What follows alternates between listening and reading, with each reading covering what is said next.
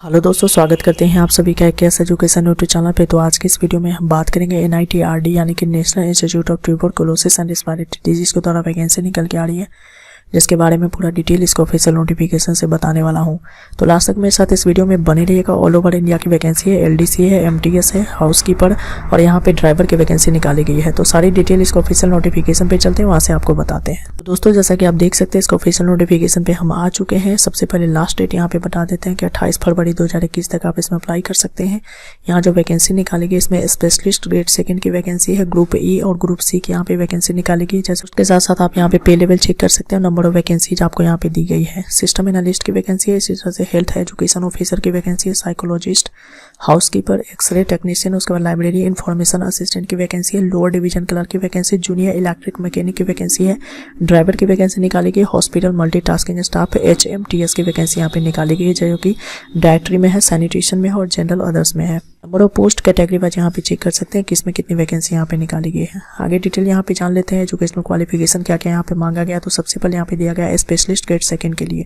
तो यहाँ पे देख सकते हैं इसके लिए पे लेवल 11 की सैलरी आपकी रहेगी, ग्रुप A की पोस्ट है और यहाँ पे आपका MS या फिर MD मांगा गया है, आपके पास होना चाहिए, तो आप यहाँ पे अप्लाई कर सकते हैं।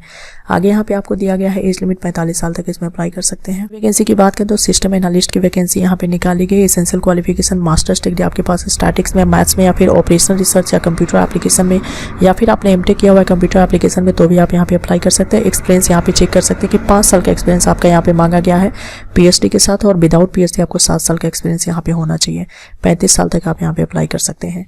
हेल्थ एजुकेशन ऑफिसर की बात करते हैं तो इसके लिए एसेंशियल क्वालिफिकेशन में मास्टर्स डिग्री आपका यहाँ पे मांगा गया है रिलेटेड डिसिप्लिन में। साथ में यहाँ पे आपको बोला जा रहा है कि डिप्लोमा होना चाहिए हेल्थ एजुकेशन में, या फिर MPH यानी कि मेजरिंग इन हेल्थ एजुकेशन, या फिर इक्विवेलेंट क्वालिफिकेशन आपके पास होना चाहिए और 3 साल का रेलिवेंट एक्सपीरियंस भी आपके पास होना चाहिए।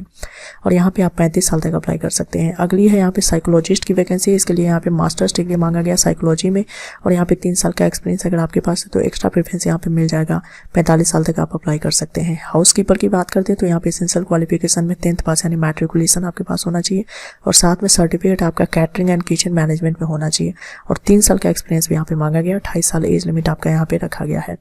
अगला एक्सरे टेक्नीशियन की बात करते हैं तो इसके लिए अप्लाई करने के लिए आपका 10+2 यानी कि 12 पास होना अनिवार्य है। साथ में 2 साल का डिप्लोमा होना चाहिए रेडियोग्राफी में, साथ में 1 साल का एक्सपीरियंस भी होना चाहिए। 18 से 28 साल एज लिमिट यहाँ पे रखी गई है। ये है जो कि है लाइब्रेरी इंफॉर्मेशन असिस्टेंट के लिए एक वैकेंसी यहाँ पे निकाली गई। एसेंशियल क्वालिफिकेशन में BSc BA या फिर BCom आपने किया हुआ होना चाहिए और बैचलर्स आपका लाइब्रेरी साइंस में होना चाहिए और 18 से 30 साल एज लिमिट यहाँ पे रखी गई है। लोअर डिवीजन क्लर्क की बात करते हैं तो इसके लिए यहाँ पे बोला जा रहा है मैट्रिकुलेशन यानी 10th पास होना अनिवार्य है और साथ में 30 वर्ड पर मिनट आपका टाइप राइटिंग हिंदी या इंग्लिश में आपका स्पीड यहाँ पे होना चाहिए। 18 से 27 साल एज लिमिट यहाँ पे रखी गई है। जूनियर इलेक्ट्रिक मैकेनिक की बात करते हैं तो इसके लिए मिडिल क्लास पास होना चाहिए, फर्स्ट क्लास वायरमैन सर्टिफिकेट आपके पास होना चाहिए, 3 साल का वर्क एक्सपीरियंस होना चाहिए इलेक्ट्रीशियन या फिर वायरमैन में, यानी तो आपके पास ITI की सर्टिफिकेट है इलेक्ट्रीशियन या वायरमैन में, तो आप यहाँ पे अप्लाई कर सकते हैं। एज लिमिट की बात करते हैं तो 18 से 27 साल तक आप यहाँ पे अप्लाई कर सकते हैं। आगे यहाँ पे देख सकते हैं ड्राइवर पोस्ट के लिए बोला जा रहा है 10th क्लास पास है तो यहाँ पे अप्लाई कर सकते हैं।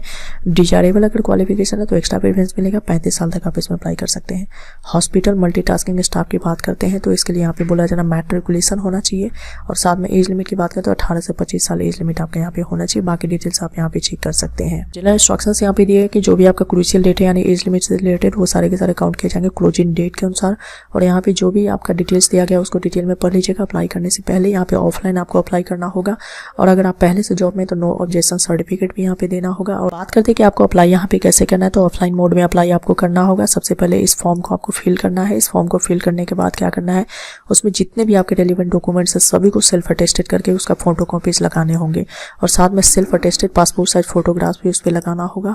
उसके बाद आपको डिमांड ड्राफ्ट यहाँ पे लगाना होगा 100 रुपीज़ का। अगर आप जनरल है OBC कैंडिडेट है तो आपको फी पेमेंट करना है। बाकी other candidate SC ST PH EWS और वुमेन कैंडिडेट उनको कोई फी पे यहाँ पे नहीं करना है। तो ग्रुप E पोस्ट की अगर बात करते हैं तो 100 रुपीज़ एप्लीकेशन फी है और ग्रुप C पोस्ट पे यहाँ पे 50 रुपये एप्लीकेशन फी रखी गई है, जो कि आपको डिमांड ड्राफ्ट के द्वारा यहाँ पे पेमेंट करना है। और डिमांड ड्राफ्ट किसके फेवर में बनाना है यहाँ पे आपको डिटेल देखने को उसके लिए मिल जाता है और दिए गए एड्रेस पे आपको सेंड कर देना है, जो कि लास्ट डेट डेट से पहले। अब यहाँ पे जो एप्लीकेशन फॉर्म रखे गए हैं उसके बारे में यहाँ पे डिटेल आपको दिया गया है। इस एप्लीकेशन फॉर्म को आपको फिल करना है। Name of the post, name यहाँ पे ब्लॉक लेटर्स में, फादर्स नेम यहाँ पे लगाने हैं, डेट ऑफ बर्थ, उसके बाद यहाँ पे एज है आपका, इसी तरह से नेशनलिटी है, प्लेस ऑफ बर्थ है, उसी तरह से मैरिटल स्टेटस, आप किस कैटेगरी से आते हैं, कास्ट नेम, रिलीजन, इसी तरह से यहाँ पे एड्रेस आपको कम्युनिकेशन का देना है, contact phone number, email ID, permanent address, pin code के साथ यहाँ पे फिल करना है।